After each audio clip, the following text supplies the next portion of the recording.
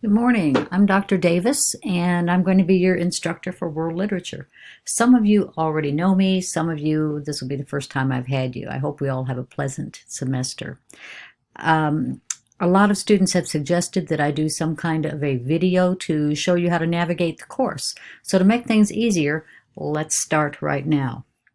This is the navigation bar. This is the Start Here button, which takes you to this page.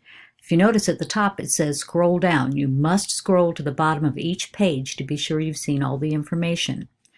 You have a welcome.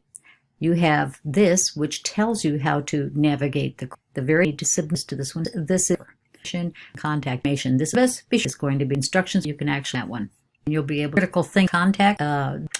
Okay, we have the button reading those. This you can then you have up. Click on that if you would reply.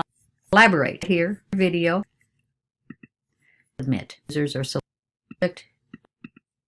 Gives you and help you a lot of supplement here to help.